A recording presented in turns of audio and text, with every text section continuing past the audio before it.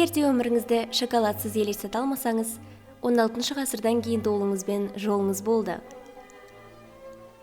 Бұдан бұрын шоколад тек Мезоамерикада ғана біз танитын қалыптан өзгеше формада болған. Біздің заманымыздан бұрын 1900 жылдарында аймақ адамдары жергілікті какао ағашының бұршақтарын дайындауды үйренген. Алғашқы жазбаларда бұршақтар ұнтақталып, жүгері ұны мен чили бұрышымен араластыру арқылы сусын жасалған туралы айтылады. Алайда бұл ұнамды ыстық какао тостаған емес, ащы сергітетін көбікті қайнатпайды. Егер де бүгін біз шоколадқа үлкен мән береміз деп ойлаған болсаңыз, мезоамерикалықтар бізді бұдан жеңіп кеткен. Олар какаоны қауырсынды жылан құдайының адамдарға сый ретінде берілген жұмақ тағамы деп сенген. Ол құдай майяға кукулкан, ал ацтектерге кецалькоатль ретінде танымал. Ацтектер какао бұршақтарын валюта ретінде қолданып, шоколадты патшалық мерекелерде ішіп, жауынгерлерге шайқастағы жетістігі үшін сияпат ретінде беріп, рәсімдерде де қолданған. Шоколадпен алғашқы трансатлантикалық кездесу 1519 жылы Эрнан Кортес Теночтитландағы Монтесума патша сарайына барғанда болды. Кортестің лейтенанты жазғандай, патшаның бұйрығымен 50 құмыра сусын әкелініп, алтын кеселерге құйылған. Ал отаршылдар таңғажайып жаңа бұршақпен қайта оралғанда, миссионерлердің жергілікті әдет-ғұрыптар туралы айтқан ерсі әңгімелері какаоға афродизиак атағын берді. Алғашқыда шоколадтың ащы дәмі оны асқазан ауруы сияқты дерттерді емдеуге жарамды етті. Бірақ шоколадты бал, қант немесе ванильмен тәттілендіру оны тез арада испан патша сарайында танымал етті.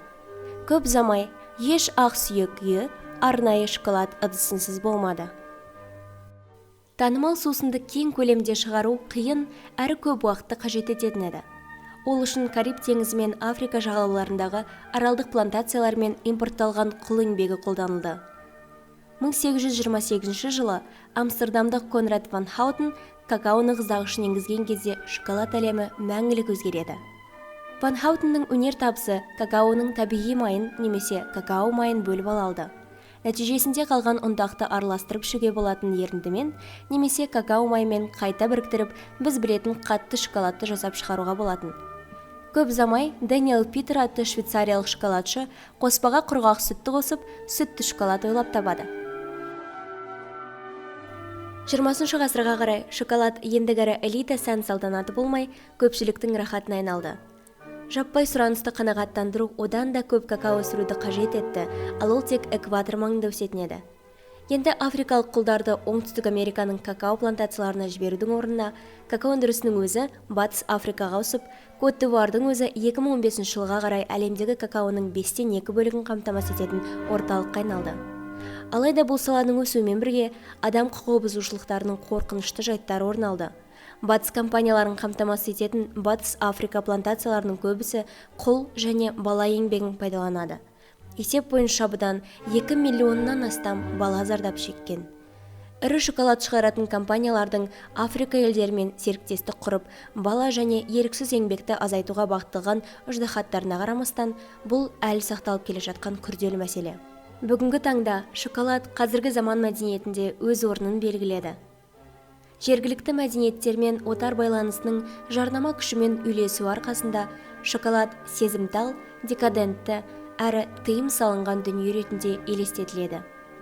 Оның қызықты, тіпті кейде қатыгез тарихы туралы және оның бүгінгі өндірісі туралы көбірек білу бізге бұл байланыстардың қайдан пайда болғанын және нені жасыратындығын көрсетеді. Сондықтан келесі рет плитка шоколадты ашып жатқанда бір сәтке шоколад туралы бүкіл нәрсе тәтті емес екенін есіңізге түсіріңіз.